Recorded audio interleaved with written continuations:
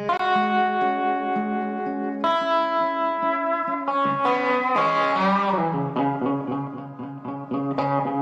everyone, I'm Manny, and you're listening to BayonBayou with Manny.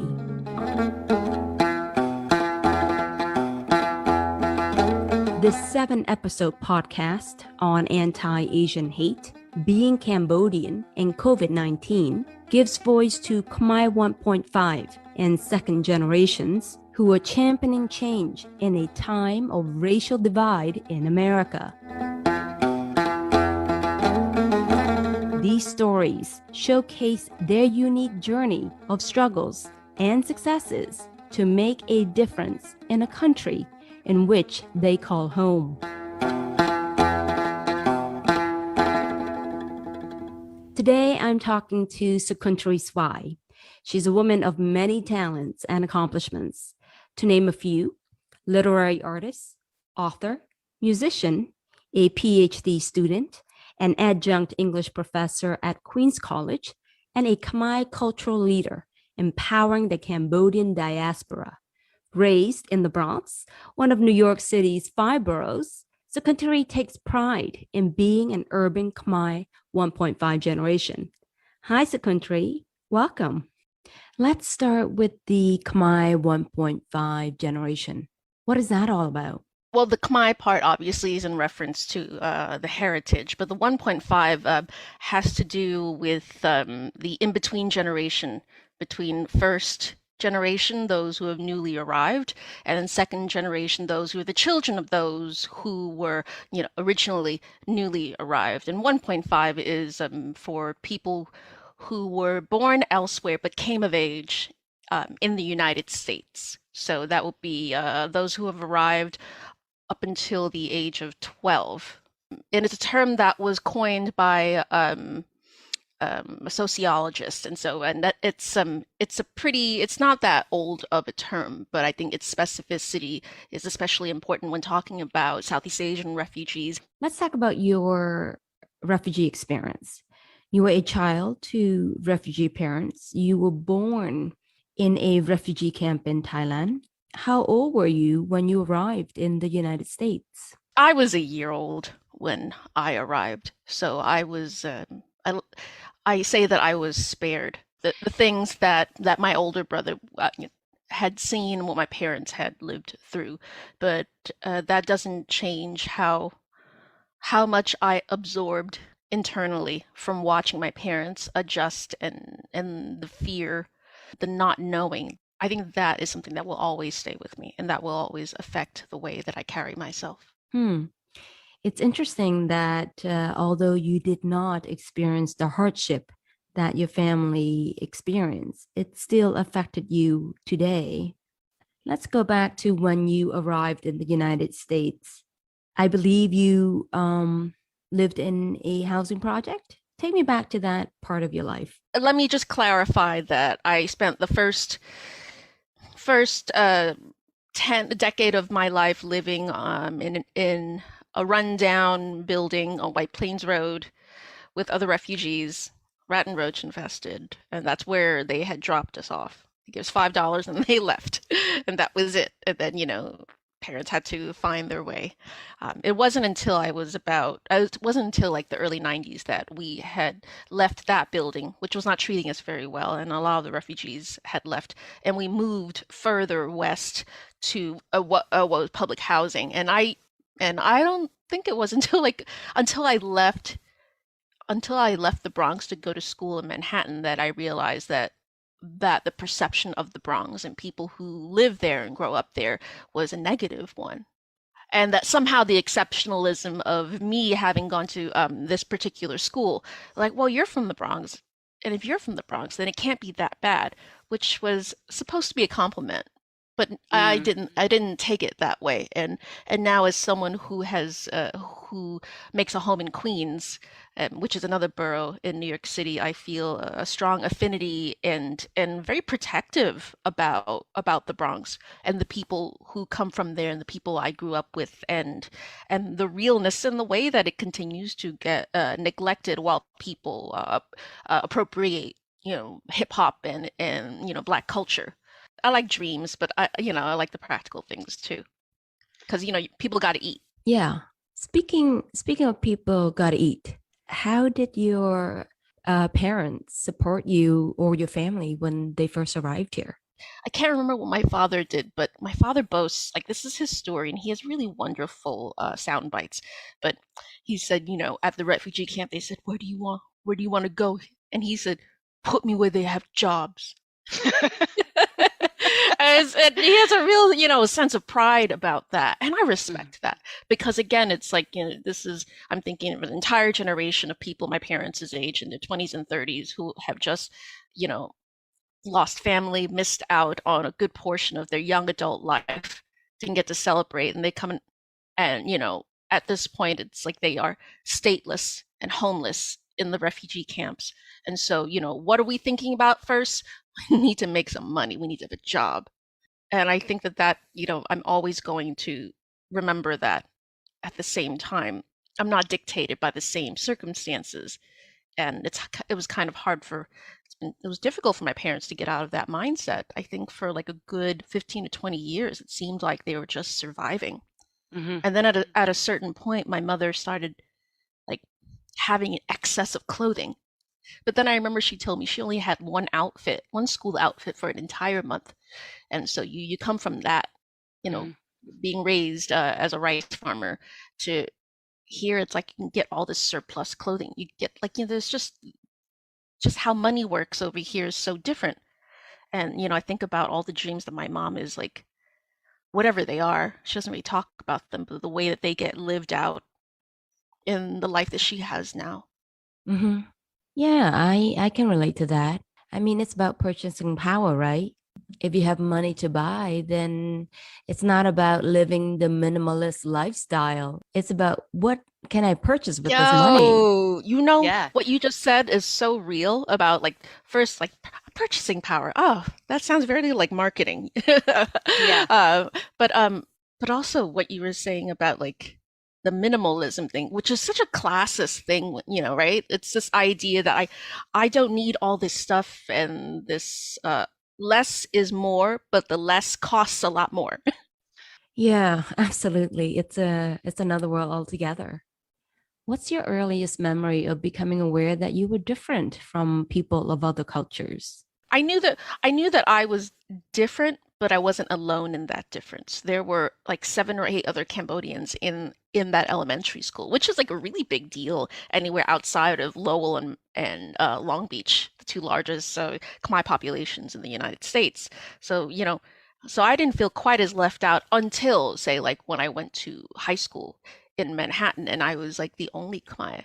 I think that's where it was more visible that the kind of Asian that I was not something that was known, and that having to explain myself. And then obviously there are like, incidents of, people, raise, putting pulling their eyes and the ching chong and so forth.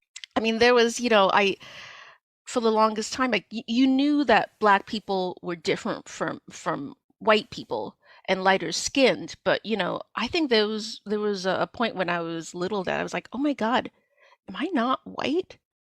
Hmm. Right? Because Yeah. the way that we are raised to see ourselves, it's like, basing it on like skin color. I mean, it was a very like basic thing for me, as a child. And our parents didn't talk to us in the way that we saw on TV. I think it was like, so my name and then TV. TV was the great teacher and Mhm. babysitter.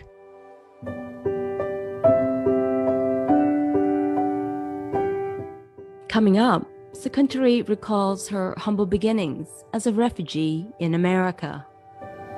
And I was like, I'm a janitor's daughter. I'm the janitor's daughter sitting here and I'm not wanted. Yeah, let's go back a bit and touch on race. What racist experience had the most impact on you, and what about it that made the incident stand out? As someone who looks like we do, there's no shortage of incidents to pick out. I will say that first, generally, a lot of the incidents that I had were like sort of the smaller catcalling things where, I was being sexualized and objectified. So, if so first they'd start out very nice, and want to talk to me and, say nice things to me because, I was a decent looking young woman.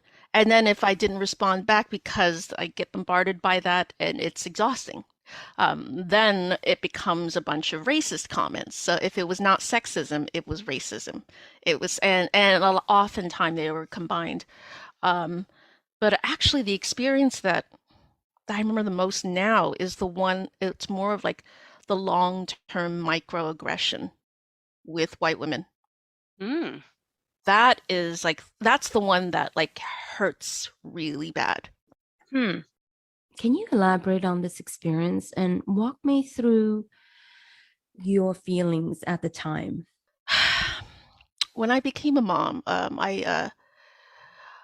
we had moved to an area that was we were able to afford to rent a house, so we lived in an area that was a bit more well off with like one of the best schools. It wasn't until being there that I really saw how pervasive racism is, like more so like systemically, and the privilege that people feel about how much money they have and what access to resources they have and how they want to hoard those resources. That to me is one of the more like angering things that I have seen. Because the incidents on the street, it's like, people trying to get a rise out of you, but it's not like they can take your money away. It's not like they can send you to jail. It's none of those things, right? In the area where I was living, which no love lost there because I felt very trapped by it. Like, I'll tell you one example. They had a listserv for all the parents in the area, and one person was saying something like, how dare these families put, use the address, of somebody else in our neighborhood to get their children into our school. It's a public school, mind you. Mm. Um, so, it was like the idea, how dare these, like, parents from like poor, backgrounds in like Jamaica, black and brown families who like know somebody in the area and say, hey, can we put our address here so that we can send our child to this better school? How dare they? How dare they? And the reason that this parent was citing is like, we pay all these taxes, for our home here, and we should have. And I was furious, and like that was like when it really hit me. Like I have really left the Bronx. I'm an educator, so everybody should have access to education. It shouldn't be segregated by how much you make, and therefore you can live in an area with better resources and a more active PTA. But never being said, it was just more in the way that I was treated or felt uncomfortable to talk about my background because they didn't want to hear about the fact that I was a refugee, that I grew up in the projects, that I am discriminated against. It was like keeping it white as possible, keeping it as comfortable so that they are not shaken out of their privilege and this bubble, because it was a bubble. They were living Mm. in this beautiful bubble, but because suddenly we were able to afford that. I got plunked into this area that made absolutely no sense to me, and it showed me that there is a really different way that people live in this country that keeps them from knowing all about people like me and like you.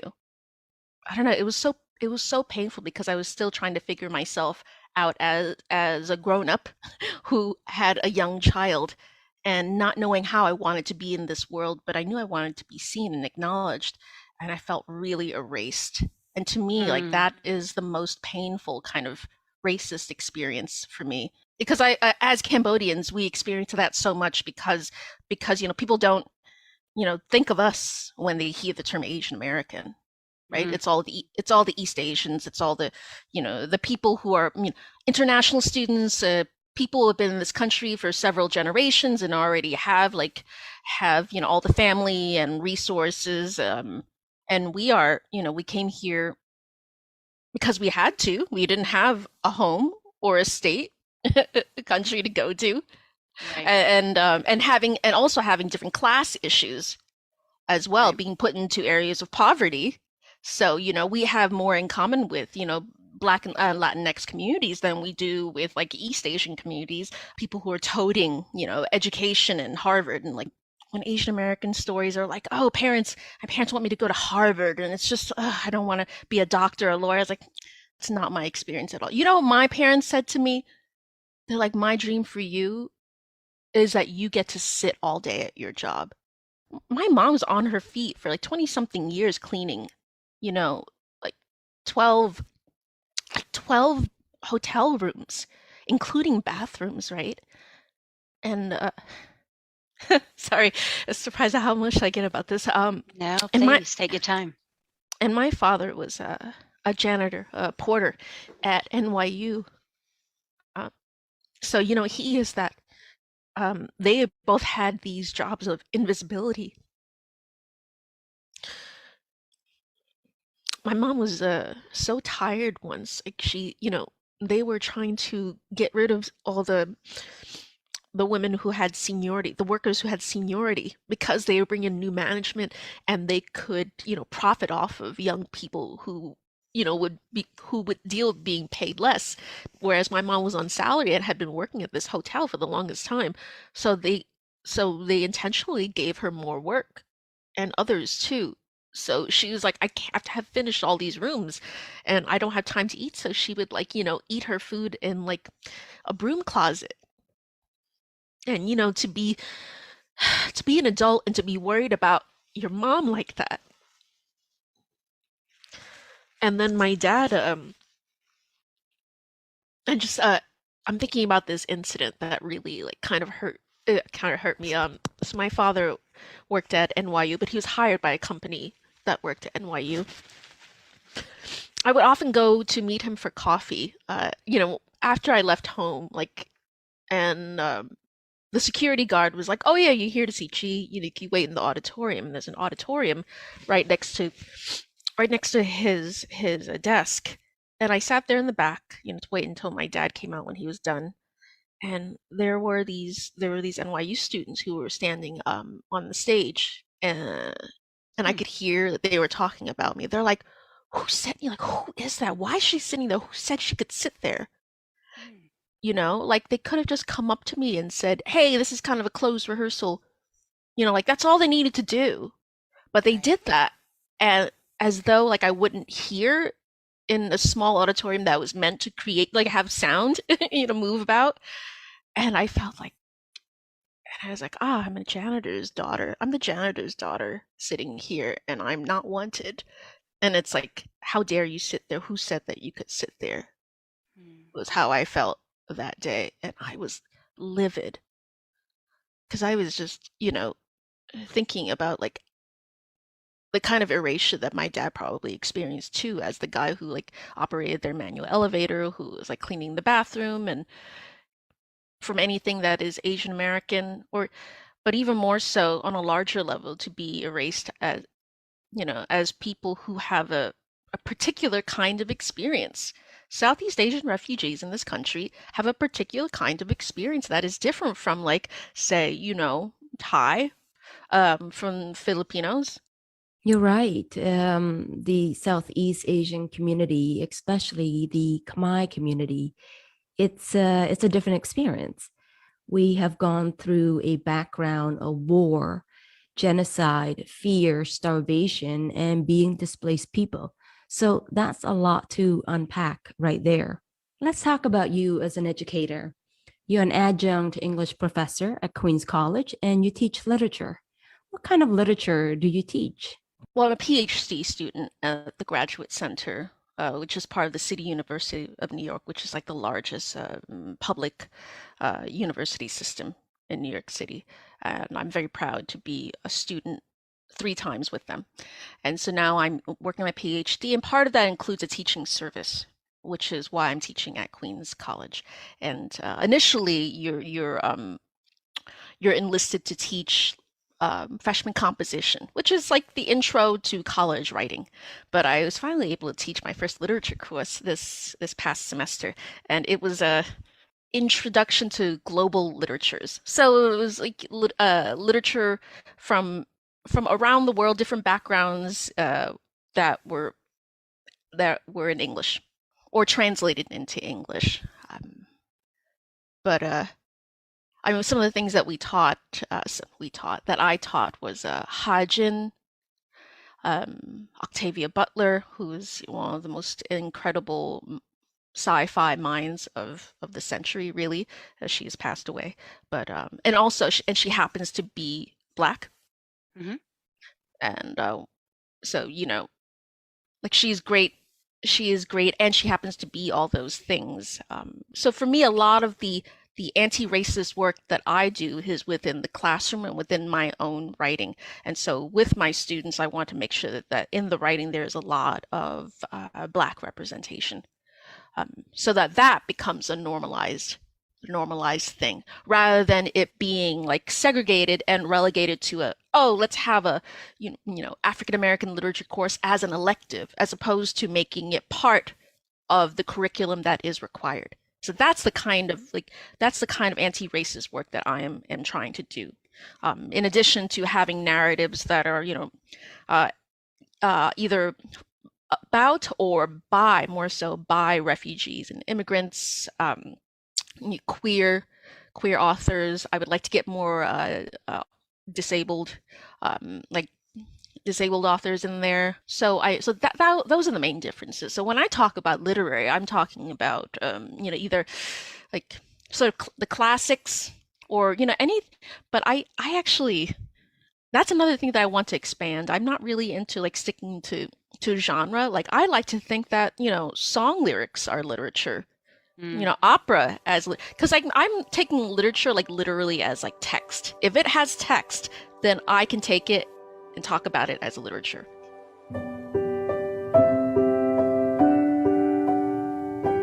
Coming up, Sokunthary reveals the message behind her writings. Listen to me, see me, or to my parents, I hear you. You don't think I'm listening, but I am. Or sometimes I have these questions. I don't understand what it means to be Khmer. In addition to being a writer, you're also a poet. You wrote a collection of poetry called Apsara in New York, and it's a tribute to the Khmer American community. How did this project get started? The poems in this book span over the course of 20 years. I started writing poetry more seriously when I was like 19. And then I got serious about it in my undergrad in college. But and then I had a bad experience at a poetry competition where this well-known poet, whose name I would not say, had said, you should consider writing in another genre. And so it was a tough experience, like something that felt very raw, my writing, to have it shut down by sort of a representation of the institution. Meanwhile, at the event itself, all these young women would come up to me and seeing things that they had in common with my writing, like, oh, I love New York, and because everything I wrote was about being like a woman, being Cambodian, being a New Yorker, all those things were in there. So I stopped writing for a bit. And then after I had my daughter, I was like, okay, I need to be doing something that stimulates this mind, because I can't listen to baby talk all day. And I found writing again, and got some things published. And then I saw something about a fellowship from Willow Books, and so I did the summer thing with them, and my writing was one of her picks. So, like it was such an honor to feel that way. And so Willow Books had offered me, like the chance to publish a book with them, which is like so incredible, when somebody says like, Yeah. hey, so we want to, we think we'd like to do a book with you if you're down. It's like, okay.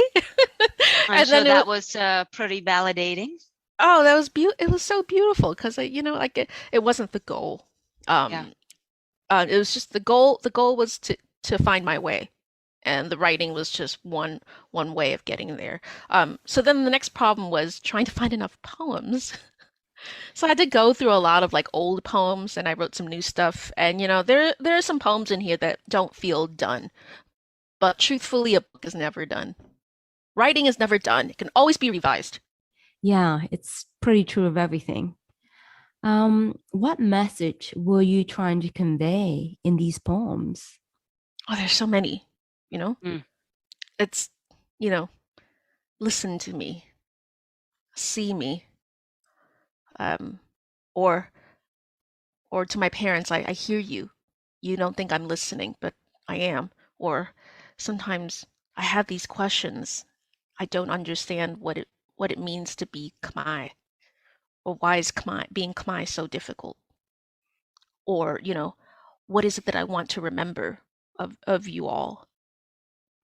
What do I want to keep, with me about being Khmer?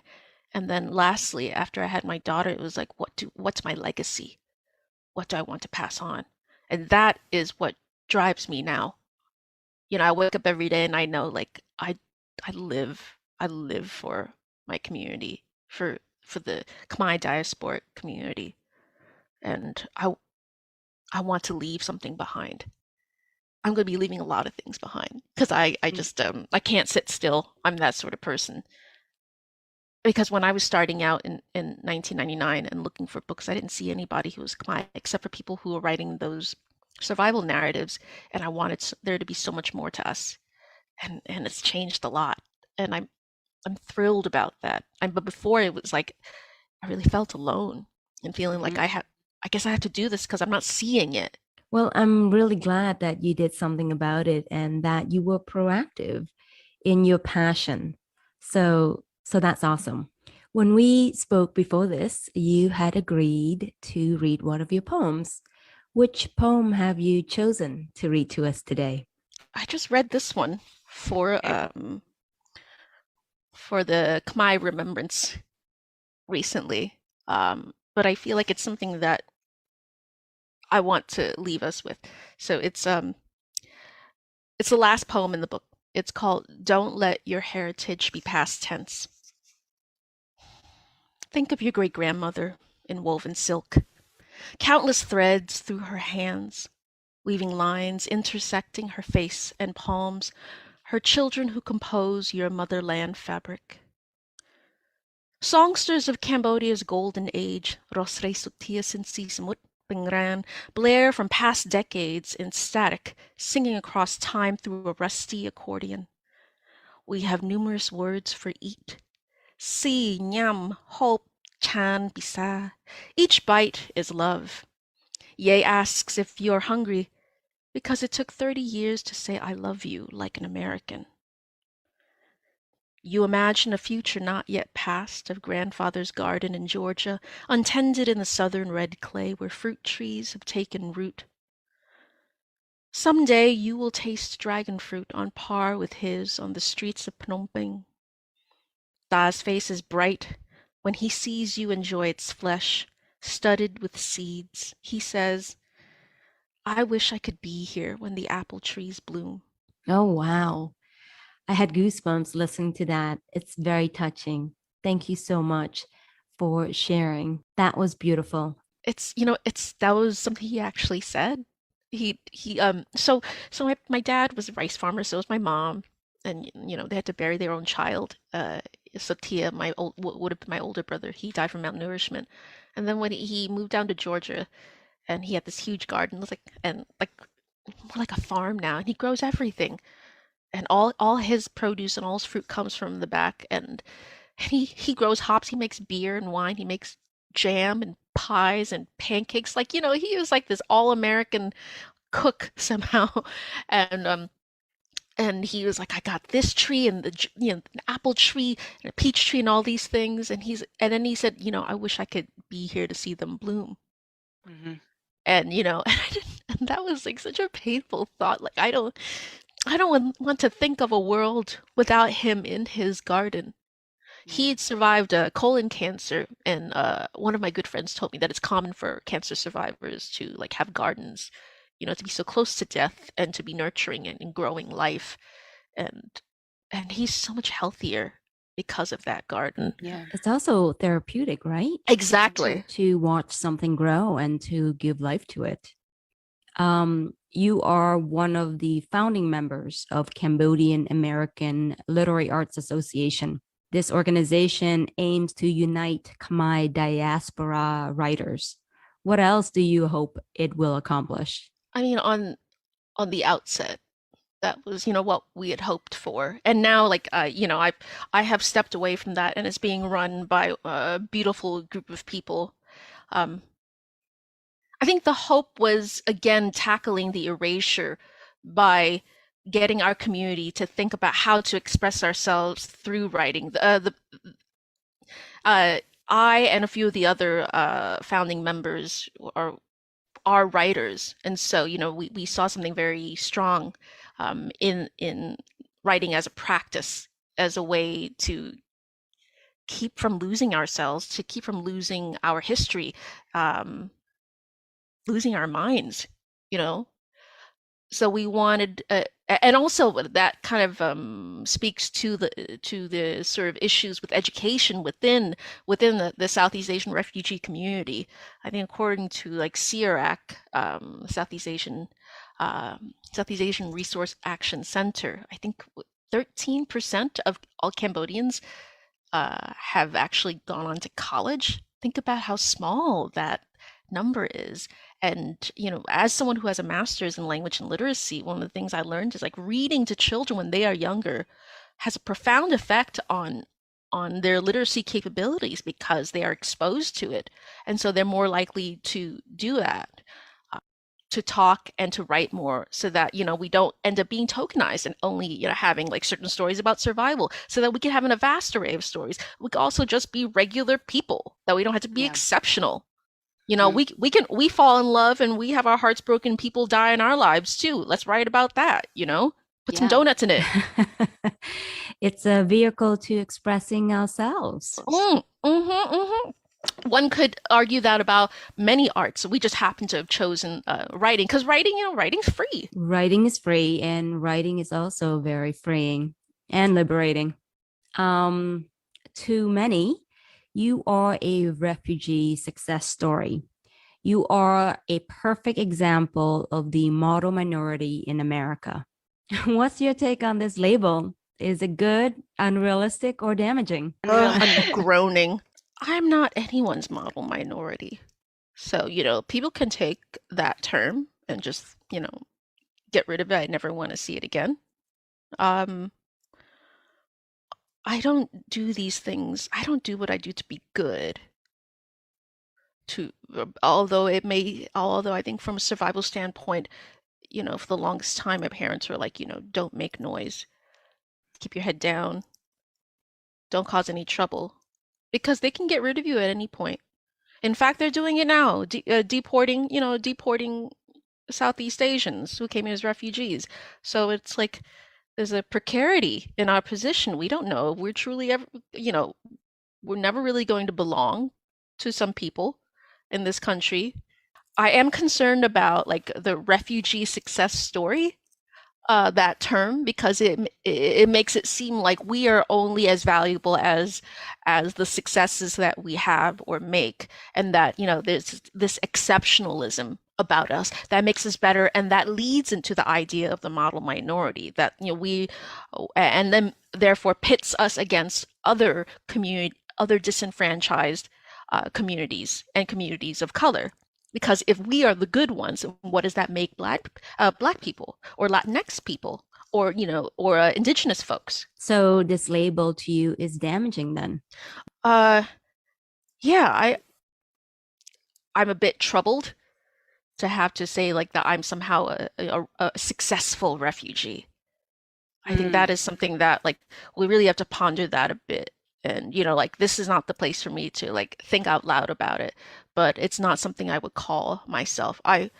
It's labels in general are always going to be debatable, but for me it's like I am an urban Khmer. I am Khmer from New York City. That is something I will take to my grave and be extremely proud of. And the refugee part of my family informs the work that I do, because I'm always trying to seek out narratives that will include us, which is what I do in my writing.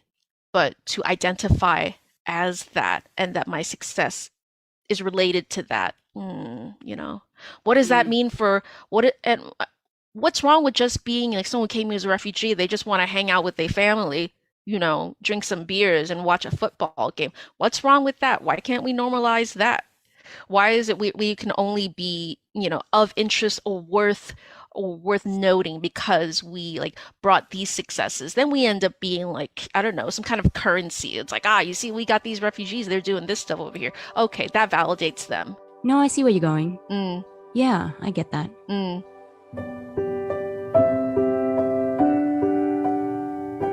Coming up, Sokunthary says you are Khmer enough as you are. It's in your blood. It is something that is already in you. You were born Khmer, and that is an honor. And that is something that cannot be taken away from you. Earlier, we spoke of surviving or your parents surviving in America. What pushed you to thrive in America? Resisting. I've resisted my parents for the longest time. Resisted the role that they expected of me and the role that was placed upon my female body. You know, here's who you should marry. Don't marry these people. You should be washing dishes. Don't go watch TV. Get home at this time. You can't talk to these people on the phone. This is the job that you should, like having those expectations placed upon me, and me being already someone who was curious and fought back a lot. I learned to fight back, to resist those boundaries. So I knew that I lived within certain boundaries. So what I learned to do to survive was, how do I push those boundaries while still surviving and getting what it is that I need? So that was my hustle. What is your biggest failure and what did you learn from it? I have lots of disappointments and some regrets, but like failure, like to actually fail. Maybe disappointment instead, because failure is a tough word. Some people, they don't look at failure as failure. They just look at it as a learning opportunity, right? Exactly. Okay, let's start from there. What has been your greatest learning opportunity so far? I think, I think in general, well, two things. When I've auditioned or applied for something and didn't get it, every time that I did not get something, that I, failed to get the thing that I wanted, I would cry and be really upset about it. And then I would turn around and figure out how I could come back stronger. Because for me, it was like, it keeps me humble.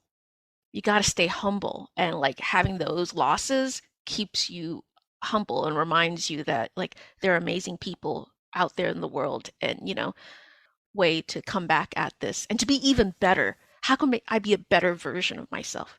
And then the other is I'm always going to have regret about like the first couple of years of having my daughter.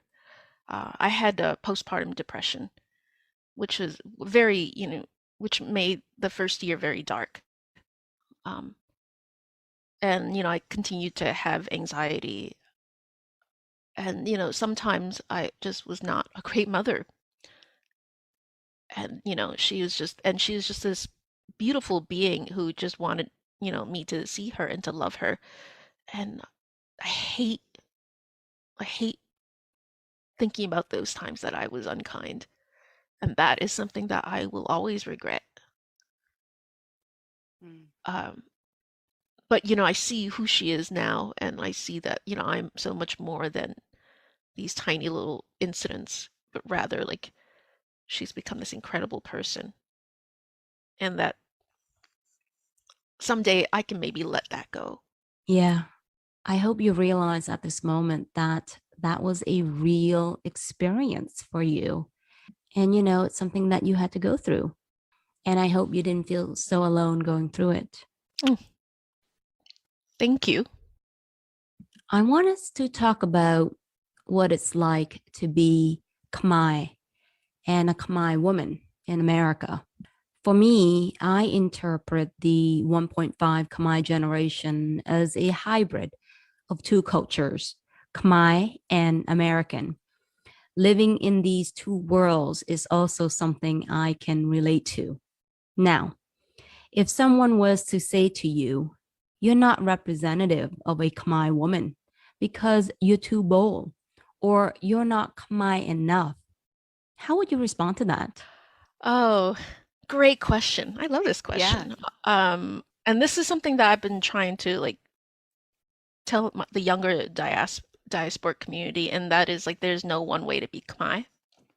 If that were the case, then it would be like somebody who it would be like a woman who is passive and does everything that her husband expects, and she speaks, flawless Cambodian and makes amazing food and never complains. Yes. Yeah, I'm really not interested in if that is the representation, the old-fashioned, outdated one that people are looking for, they can go elsewhere. I am interested in, I want to hear Cambodian women get angry, like angry Asian women. Like that's a thing that we don't get to hear because, as a therapist says, anger is a clarifying emotion. And, like people fear an angry woman. And why is that? What can an angry woman do to this world? Anger is not a bad word. I have to tell you, I am most articulate when I'm angry. And my husband will tell you that my English is perfect when I'm angry. So I get that. I get what you're trying to say. Yeah. Oh, no, do you know I'm so powerful? I am when I am angry. And yeah, no, it's because like I know what it is I'm trying to say because so often I'm held back by the culture, by the various cultures that say that we're not supposed to be that way. And so like for me, the power I get is as a Khmer woman is being able to voice all those things, to voice all the desires, the dreams, the anger, the disappointment, regret, that full spectrum of emotions that that I and many other Khmer women otherwise were not allowed to explore and to express. Here's the $1 million question I have for you. What does it mean to be Khmer? Is it the food you eat, your circle of friends, your understanding of the nation's history, the cultural norms you practice, or is it simply having pride and embracing your country of origin? What does it mean to be Khmer to you? It's definitely more about like the latter. I want to say to all my Khmer siblings that growing up, you've been made to feel like somehow that you are not Khmer enough, that there's a certain way to be Khmer, and I want to say that that's complete bull, and that you don't need to speak the language perfectly, flawlessly to be Khmer. You don't need to know all the practices. You don't need to know how to do all the Pali chanting or cook all the dishes, that are Khmer, or or do all the right gestures. It is something that is already in you. You were born Khmer, and that is an honor, and that is something that cannot be taken away from you. This gorgeous thing that you don't have to prove. Right. Just be. Yes, yes, yes, yes, yes. That's what my siblings need to know right now, and that's what I try to do in my work when I have to represent as Khmer, which is like a lot of it is just deprogramming them and just to say like you're okay if you don't speak Khmer. Yeah, take the pressure off of asking yourself, am I good enough or am I Khmer enough? And just be, right? Because I'm a product of many things. Yes, yes, yes. Beautiful. Okay. What haven't I asked you that I should have? I don't know. I could talk all day. If you ask me questions, I could talk all day because it's just so fun, It's so fun to talk to you. Thank you. Likewise. Last question. What do you want to be remembered for? I want to be remembered as someone advocated for the culture and arts of the Khmer diaspora and who loved and uplifted and comforted the younger generation. Yeah. It's like the sign that I saw. It said, only when we serve can we truly be free. And, I told my daughter once, I said, Soya, all we have is each other. We have to be there for other people in this world. That's how we survive. We care for each other. And it's not limited to just Cambodians either. So here's my conclusion, and here's what I know. You are eclectic, passionate, and unapologetic about who you are and what you stand for. I'm very happy to speak to a strong Khmer woman today. My takeaway from our conversation today is that it's only when we really know who we are that we can share more of ourselves with others. So thank you so much, Sokunthary, for sharing your story with us. I really, really appreciate it. Thank you so much. This was really like uplifting.